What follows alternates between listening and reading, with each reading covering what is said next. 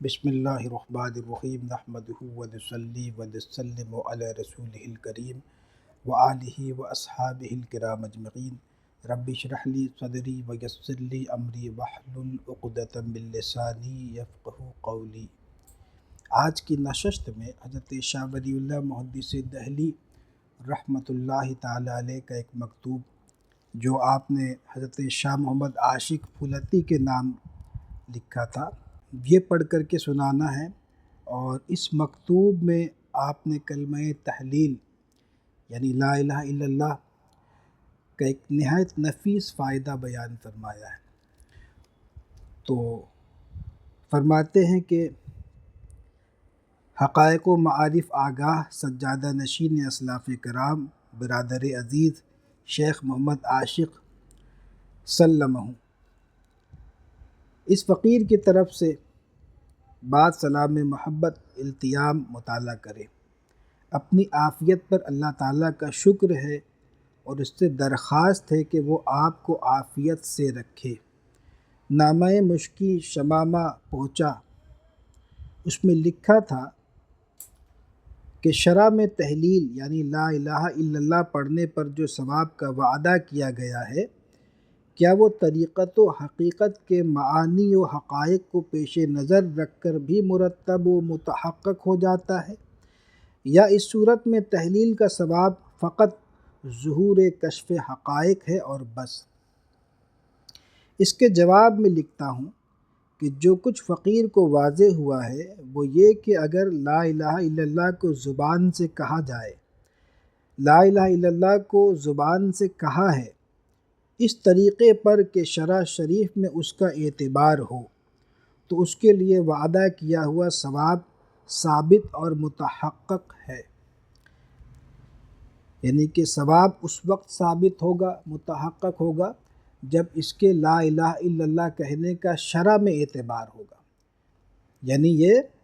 کلمہ لا الہ الا اللہ کہنے کا اہل ہوگا، اور مختصر یہ کہ اس کا عقیدہ درست ہوگا۔ جب عقیدہ درست نہیں ہوگا یا اہل اسلام میں سے اور مومنین کی جماعت میں سے نہیں ہوگا تو اس کا لا الہ الا اللہ کہنا، اس کا شرع میں کوئی اعتبار نہیں ہے۔ تو کہتے ہیں کہ اگرچہ اس نے طریقت و حقیقت کے طور پر معانی مناسب کا لحاظ بھی رکھا ہو، اور وہ معانی مناسب یہ ہے یعنی کہ زبان سے بھی کہتا ہے، اور پھر یہ کہ طریقت اور حقیقت کے طور پر جو معانی مناسب اس کلمے کے بطن سے ظاہر ہوتے ہیں اس کا بھی لحاظ رکھا ہے۔ تو کہتے ہیں کہ معانی مناسب یہ ہے کہ لا الہ الا اللہ کہ نہیں ہے کوئی مقصود سوائے اللہ کے، یعنی کہ اس کا ایک معنی ظاہر تو یہی ہے کہ نہیں ہے کوئی معبود سوائے اللہ کے، لیکن اس کے بطن سے جو کئی معنی نکلتے ہیں ان میں سے ایک یہ ہے کہ نہیں ہے کوئی مقصود سوائے اللہ کے، لا مقصود الا اللہ۔ پھر کہتے ہیں لا موجود الا اللہ، کوئی موجود کہلانے کے لائق نہیں سوائے اللہ کے، اس لیے کہ یہ ثواب اس ذکر کے تلفظ پر دائر و سائر ہے، یعنی کہ لا الہ الا اللہ کا جو بھی زبان سے ذکر کرے گا وہ ثواب کا مستحق ہوگا، اگرچہ وہ معانی کا تدبر بھی نہ کرے۔ یہ جو معانی لا مقصودہ الا اللہ یا لا موجودہ الا اللہ یا اس طریقے کا اور دوسرے معانی کا تدبر بھی اگر وہ نہ کرے تو ثواب بہرحال جیسے یہ ثواب اس ذکر کے تلفظ پر دائر و سائر ہے۔ یہ معنی لا مقصودہ الا اللہ وغیرہ بھی معنی تحلیل کے بطون سے ہیں، یعنی اس کلمہ لا الہ الا اللہ کے اندرون میں ہے، بس یہ کیوں کر لائق ثواب نہ ہوں گے، یہ تو بدرجہ اولا لائق ثواب ہوں گے۔ اب آگے لکھتے ہیں کہ اس مسئلے کا راز یہ ہے کہ یہ کلمہ تحلیل ملائے اعلیٰ کے ذہنوں کے اندر بعینہ متمثل و متشکل ہو گیا ہے، اور اس کلمہ کا تلفظ فرشتوں کی اس اعلیٰ جماعت کے فیض کے ایک دروازے کو کھول دیتا ہے۔ سبحان اللہ! اس کلمہ کا تلفظ لا الہ الا اللہ کا ذکر فرشتوں کی اس اعلیٰ جماعت کے فیض کے ایک دروازے کو کھول دیتا ہے۔ ذکر نفی و اثبات، ذکر چہار ضربی، ہم لوگ کیوں اس سے غافل ہیں؟ شجرے میں اتنی بڑی دولت ہمارے مشائخ سے جو ہمیں ملی ہے، ہمارے مرشدان کرام سے جو ہمیں ملی ہے، ہم اس سے کیوں غافل ہیں؟ آگے لکھتے ہیں کہ اس کلمہ کا تلفظ فرشتوں کی اس اعلیٰ جماعت کے فیض کے دروازے کو کھول دیتا ہے، بشرط کہ پڑھنے والا صحیح نیت رکھتا ہو، اگرچہ وہ معانی پر غور و فکر نہ بھی کرے۔ اگر یہ کلمہ اس طور پر واقع ہو کہ جس کا ظاہر شرع میں اعتبار نہیں ہے، مثلاً اس کلمے کا دل کے اندر فقط تصور کر لیا، تو اس کا کوئی ثواب نہیں، سوائے اس کے کہ وہ کشف حقائق الہیہ کی ایک تمہید ہے۔ تو اس نشست کا اور اس مکتوب کو جو پڑھ کے سنانے کی اصل غرض و غایت ہے،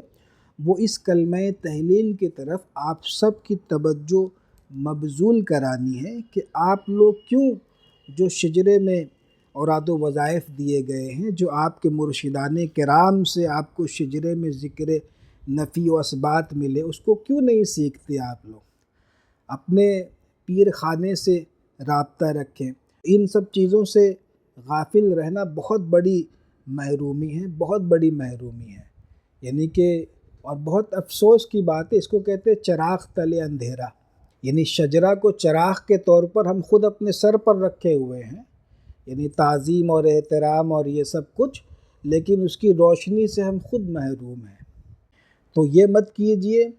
شجرے کو پکڑیے، شجرے میں دیے گئے اوراد و وظائف کو پکڑیے، اس میں جو ذکر و اذکار ہے، اعمال و اشغال ہے، نمازیں ہیں، توبہ کا طریقہ ہے، اور ذکر چہار ضربی ہے، ذکر نفی و اثبات ہے، اور تصور شیخ ہے،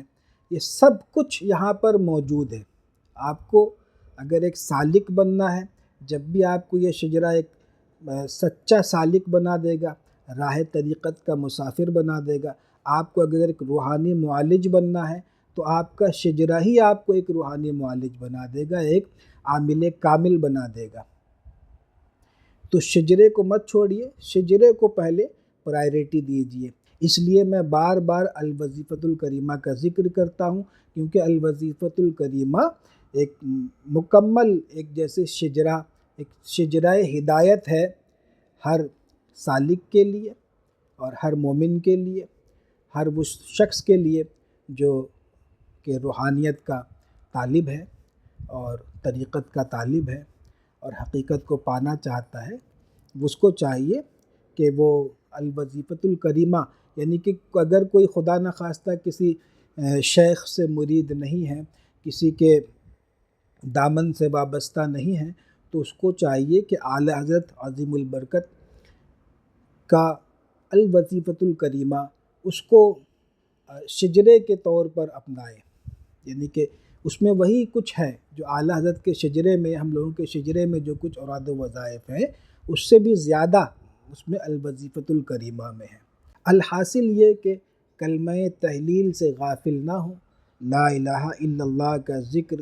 خوب کثرت سے کریں۔ اگر ذکر چہار ضربی یا دو ضربی یا ذکر نفی و اثبات کے طور پر نہ صحیح، تو ویسے ہی لا الہ الا اللہ محمد رسول اللہ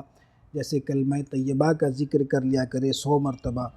کسی بھی مقصد کے لیے 100 مرتبہ کوئی کلمہ طیبہ اگر پڑھ لے تو اس مقصد میں اس کو کامیابی ملے گی۔ یہ ایک جیسے ایک وظیفہ بھی بتا دیا گیا ہر کسی کے لیے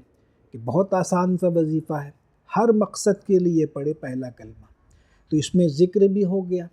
مطلب ذکر نفی و اثبات بھی ہو گیا، اور اس طریقے سے اگر وہ صوفیوں کے طریقے پر طریقت کے طور پر ذکر نفی و اثبات نہیں کر سکتے اور بہت زیادہ اس سلسلے میں تدبر نہیں کر سکتے اس کے معانی میں، تو کوئی نہیں، آپ جو سادہ ذکر ہے لا الہ الا اللہ کا وہ کریں۔ ویسے بھی لا الہ الا اللہ چلتے پھرتے اٹھتے بیٹھتے آپ اس کو پڑھتے رہیں، کلمہ تحلیل ہے،